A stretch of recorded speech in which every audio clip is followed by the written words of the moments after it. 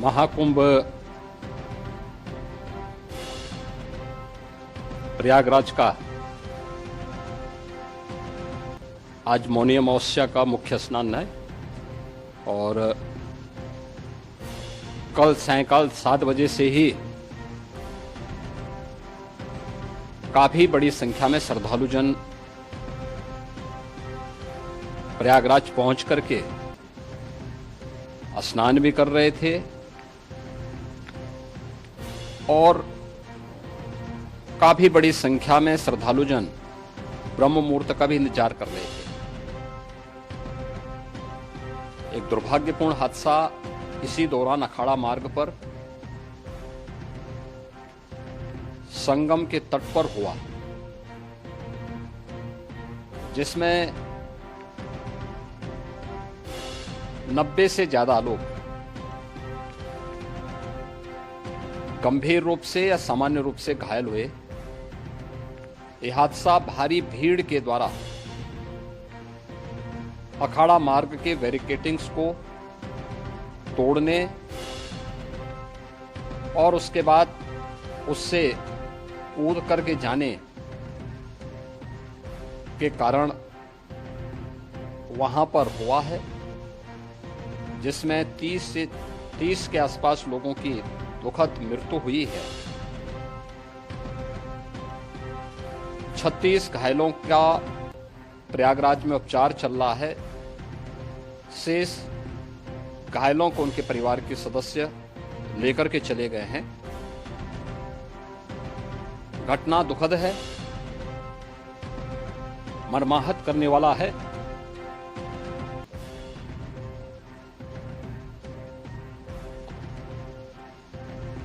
उन सभी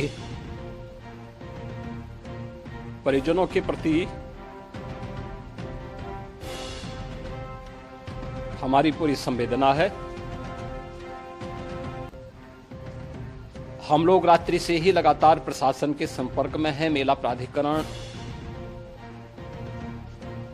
पुलिस प्रशासन, एनडीआरएफ, एसडीआरएफ,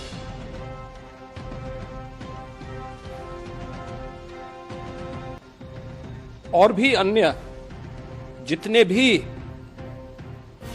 व्यवस्थाएं हो सकती थी उन सबको वहां पर तैनात किया गया है। परिणाम उसी का है कि हादसे के कुछ ही देर के बाद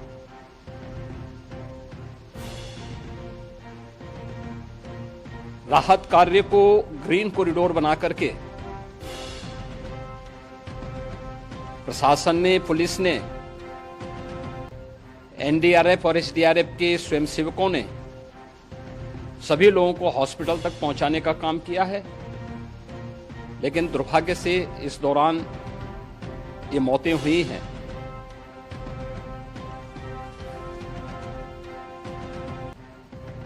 स्वाभाविक रूप से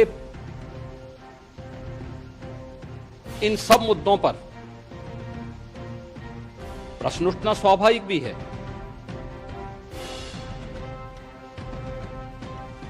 उपचार के बाद बहुत सारे लोग अपने परिवारजनों के साथ जा चुके हैं, उनके परिवार के लोग ले जा चुके हैं।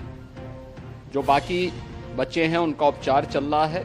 उपचार के सारे इंतजाम वहां किए गए हैं।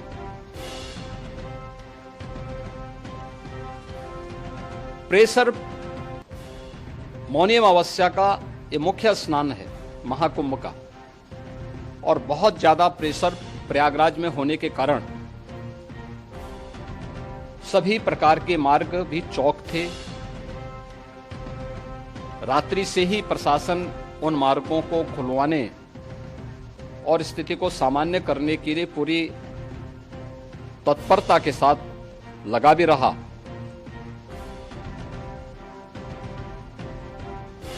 ये सभी घटनाओं के बाद, ये जो हादसा हुआ है, इस हादसा के बाद वहां पर अखाड़ों ने जो आज अमृत स्नान ब्रह्म मुहूर्त में 4 बजे से प्रारंभ होना था, मेला प्राधिकरण के अनुरोध पर उन्होंने स्थगित किया था। अपराह्न में अमृत स्नान प्रारंभ हुआ, जिसमें सभी अखाड़ों ने और अन्य जो सहयोगी संस्थाएं हैं उन लोगों ने इसमें भाग लिया। सभी पूज्य आचार्य महामंडलेश्वर भी इस अमृत स्नान में भागीदार बने। प्रयागराज में आज 8 करोड़ से अधिक लोगों का, श्रद्धालुओं का दबाव था। यद्यपि अगल बगल के जनपदों में मिर्जापुर, भदोई, प्रतापगढ़, फतेहपुर, कौशाम्बी, इन सभी जनपदों में भी होर्डिंग एरिया बना करके काफी बड़े पैमाने पर श्रद्धालु जनों को रोका गया था, जिन्हें अमृत स्नान संपन्न होने के बाद सभी अखाड़े स्नान संपन्न कर चुके हैं। उसके बाद अब वहां से रिलीज किया गया है। इतना भारी दबाव ये पहली बार वहां पर देखने को मिला था, और जिसके बारे में हम लोगों ने पूरे इंतजाम करने के प्रयास भी किए गए थे। रेलवे स्टेशनों पर, चाहे वह झूसी हो, चाहे वह प्रयागराज सिटी हो, प्रयागराज हो, फाफामऊ हो, उन सभी पर लगातार दबाव बना रहा। रेलवे ने भी इस दौरान वहां के दबाव को ध्यान में रखते हुए मेला स्पेशल चलाई। रूटीन और मेला स्पेशल को मिलाकर के लगभग 300 से अधिक ट्रेन रेलवे के द्वारा अब तक चलाई जा चुकी हैं, और जिससे श्रद्धालु जनों को उनके गंतव्य तक पहुंचाया जा सके। उत्तर प्रदेश परिवहन निगम ने भी अपनी 8000 से अधिक बसेज श्रद्धालु जनों को उनके गंतव्य तक पहुंचाने के लिए लगाया हुआ है, और जिससे उन सबको सुरक्षित उनके घरों तक पहुंचाया जा सके। दिन भर स्मूथली, बहुत ही सुगमता के साथ पूरा स्नान इसके बाद हुआ है, जिसमें पूज्य शंकराचार्य,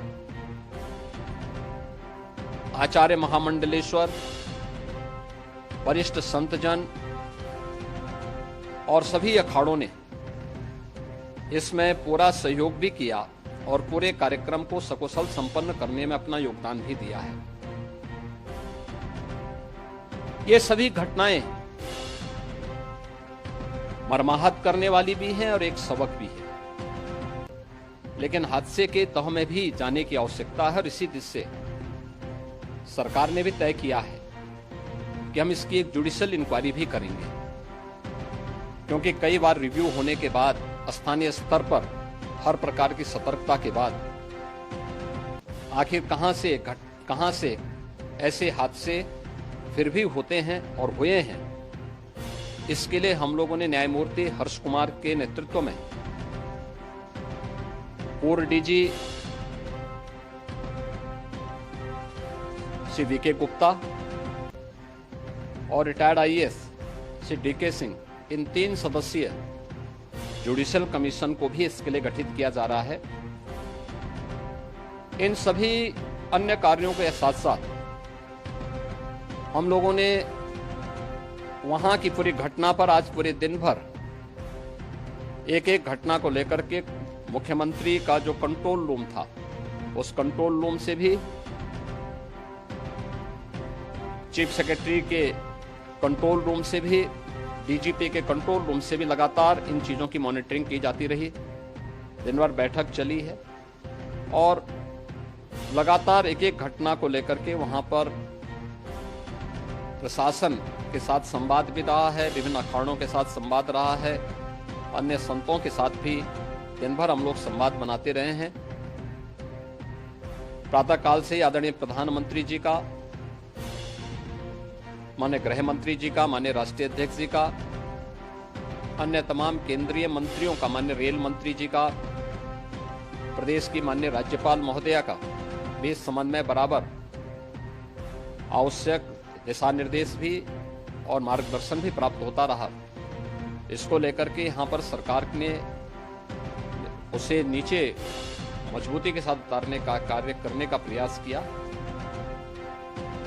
घटना अत्यंत दुखद है। मृतकों के प्रति मेरी विनम्र श्रद्धांजलि है। जितने भी मृतक के परिजन हैं, उन सभी परिवारजनों के प्रति जिन्होंने अपने परिवार के सदस्यों को खोया है, मेरी संवेदनाएं हैं। विनम्र श्रद्धांजलि उनके प्रति संवेदना मेरी है। और इस पूरी घटना की हम लोग न्यायिक जांच करवा करके इसकी तह में भी जाएंगे। इसके अलावा पुलिस के स्तर पर भी अलग से हम लोग इसके एक अलग से भी जांच करवाएंगे कि आखिर कहां पे ऐसे हादसे किन कारणों से हुए हैं, क्योंकि पहले से इस बारे में हम लोग हमारी रणनीति थी कि इतनी बड़ी संख्या में श्रद्धालु वहां पर आएंगे। मृतक के परिजनों के प्रति हम प्रदेश सरकार की तरफ से, जिन्होंने इस हादसे में अपने परिवार के सदस्यों को खोया है, वहां पर मेला प्राधिकरण के पास वो पूरी सूची है, उन लोगों ने उसको वहां पे जारी भी किया है।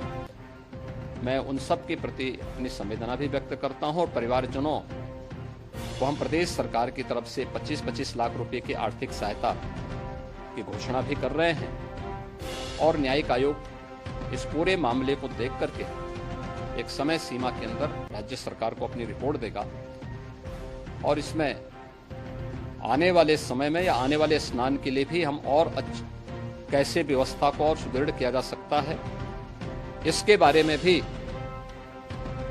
कल मुख्य सचिव और डीजीपी स्वयं एक बार प्रयागराज जाकर के उन सभी मुद्दों को देखेंगे। आवश्यकता पड़ती है तो फिर इसमें, यद्यपि आज प्रदेश सरकार के तमाम वरिष्ठ अधिकारियों को हम लोगों ने अलग अलग स्थानों पर वहां लगाया गया था और वे सभी पूरी तत्परता के साथ, प्रमुख सचिव नगर विकास वहीं थे, पीडब्ल्यूडी के प्रमुख सचिव भी वहीं पे थे, पावर कारपोरेशन के चेयरमैन भी वहीं पे मौजूद थे, जिन एक एक मुद्दों पर वहां पर वे लोग लगातार निगाह रखे हुए थे। लेकिन दुर्भाग्यपूर्ण घटना और ये मर्माहत करने वाली घटना है। मैं सभी उन पुण्य आत्माओं के प्रति अपनी विनम्र श्रद्धांजलि अर्पित